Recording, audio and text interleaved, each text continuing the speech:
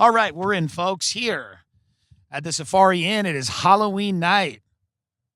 Burbank, California. Just saw a maid talking to two other people staying at the inn.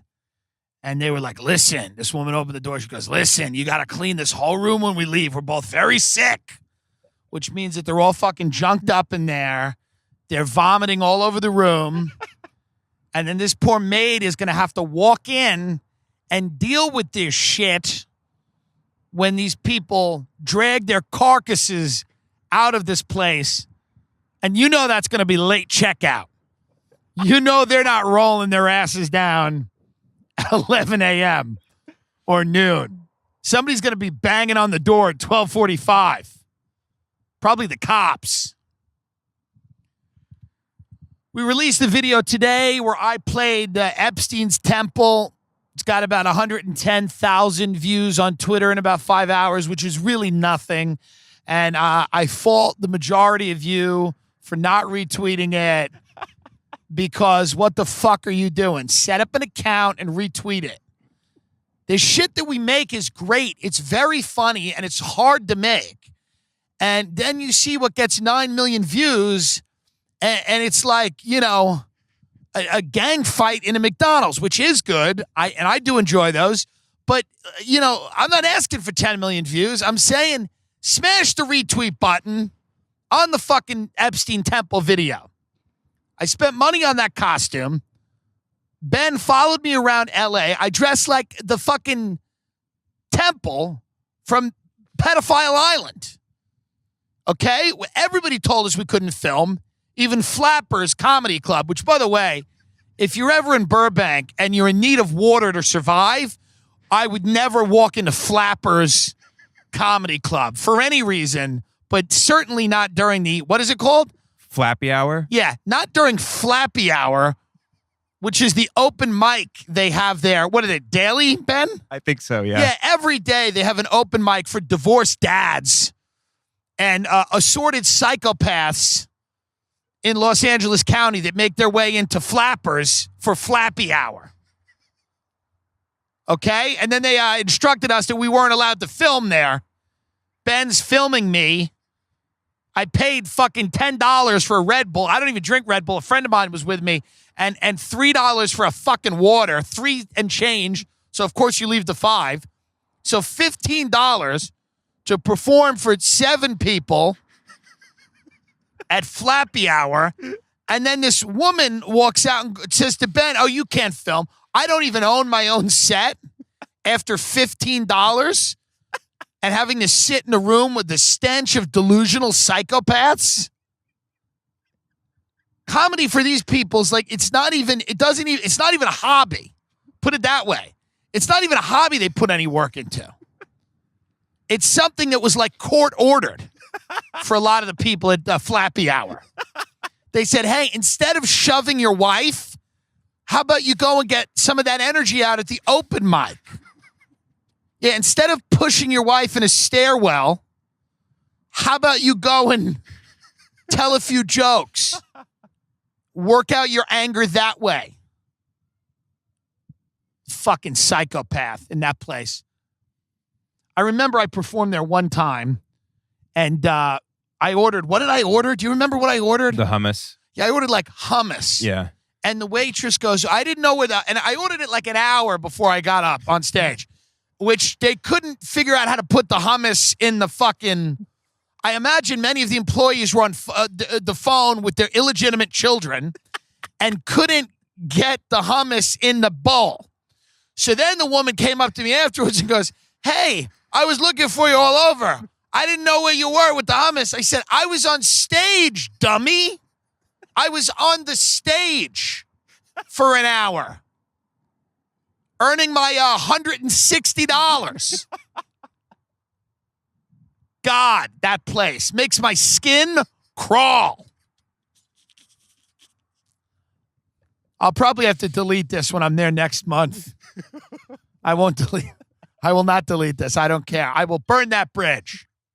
Fuck it. I hate Burbank. It's a big mall.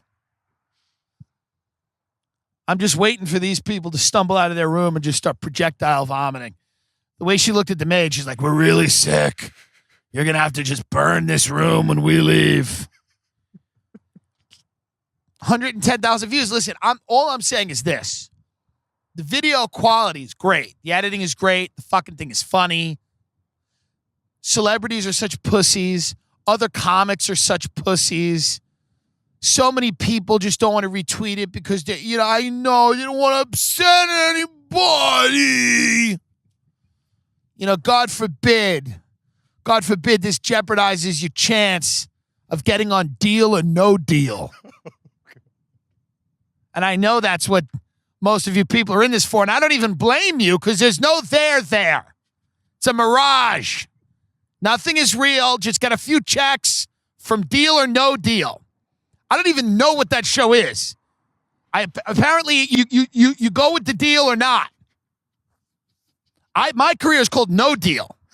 It's a show called No Deal. It's been going on for a decade. So I don't know what that show is. But I know that I'm sure there's a lot of game show hosts in this city, and I'd love a game show. Someone give me a game show. I'll tone it down for the game show, not for everything, but for the time I'm on air. I could do a family-friendly version of this for a half hour to an hour. Think about a game that I could get involved in. Is this okay with the cars? Is it not? No, it's fine. It's fine? We're recording outside on the deck of the Safari Inn. Yeah. But is it okay? Yeah, it's fine. There's some traffic, but it'll be good. Okay, it's not a big deal. Folks, it's called background noise.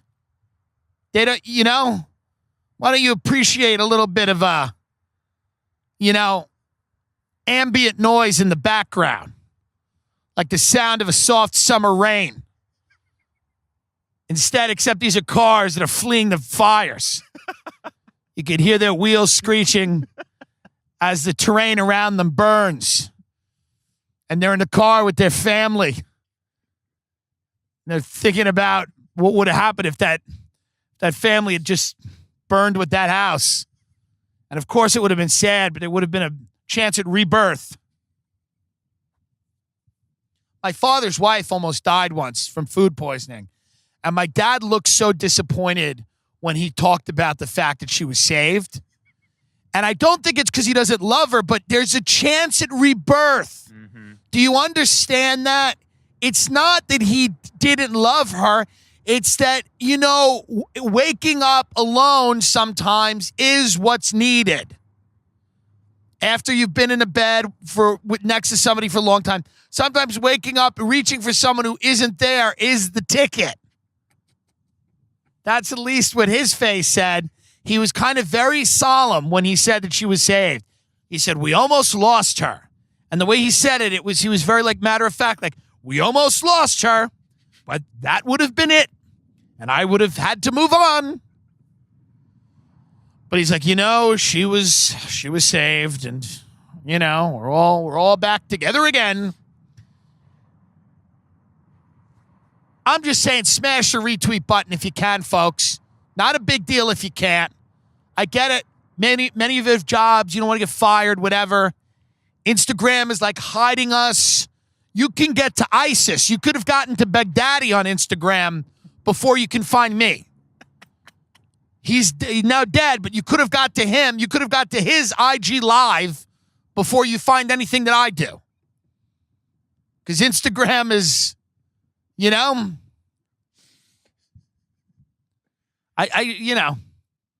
we just had dinner in Burbank, and then I said to the waitress, I go, is there a bathroom? She goes, yeah, just take the key and go around back. What the fuck are you talking about? Take the key and go around back? So I could what? Work at the restaurant? Why is the bathroom locked? Is it really? I guess it really is post-apocalyptic hellscape out there. And is everybody giving birth in the bathroom? Is everybody shooting up in the bathroom at Marie's Italian restaurant in Burbank, whatever it was called, that you need to have it locked up? We need to use a key to get in? Is it that bad out there? When you check into a hotel, is it that bad that the key works for 3 seconds in the elevator to get up to your room before you have to hit the sensor again? It shuts off after like a second. Who is getting on the elevator in between floor 3 and floor 7 to murder you? Apparently everybody.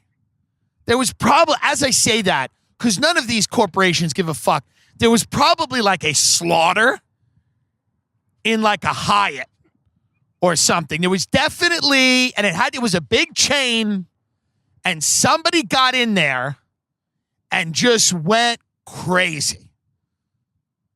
Somebody went in there and went, breakfast buffet, it's not good today. And they went into the elevator and plunged a steak knife into someone's throat. And then Hyatt was sued. And now it's like the NSA, you get into your room, there's 95 sensors to get anywhere. And then the card's demagnetized. You got to keep going down to the front desk and go, they don't work. They don't work. Did you keep them near your phone or your wallet? Yes, I did. I didn't keep it in my mouth. I have to put it somewhere on my person. How about we invest money into cards that don't demagnetize by the two things everyone has to carry? Don't keep it near credit cards. Don't keep it near your phone. Should I put it in my ass for the day? What should I do with the card? I'm seriously asking. Can you hold it? And I'll pick it up at the front desk before I go up. How about you don't even give it to me if it's going to demagnetize? Standing there in the elevator, waving it in front of the sensor like a psychopath. Everybody gets in the elevator. Nobody knows whose card to use. Everybody's waving the cards frantically at the sensor, just trying to get up to wash their ass. It's enough already. Let people get killed. If that's the other option, let's live with the fucking chance that someone's going to get us. There's 9 bolts on every door in a hotel. Like, I guess shit went down that I was not aware of in a hotel. I guess somebody walked into a Marriott and disemboweled a family, and I didn't realize how fucking crazy hotels are with security. I stayed in Clearwater, Florida. They gave me a bracelet, which was cool because it's a resort. They go, here's a little bracelet. But again, you got to use the bracelet to get from the pool to the beach to the lobby. Like every layer of gate you got to go through now, because apparently there's just a lot of people stealing other people's vacations. That's what you have to believe. There's people stealing vacations. They're showing up to the pool and they're sitting there and they're stealing the vacation that someone else should be having. I get it. I get that you need security, but there's got to be a happy medium between like no security and feeling like we're like in the underground city under Washington, D.C. There's got to be, a Holiday Inn Express shouldn't feel like the Illuminati bunker under the Denver airport, is my point. If you need, go get a potato and put a Marlboro Light in its mouth and watch that and then press play on your phone.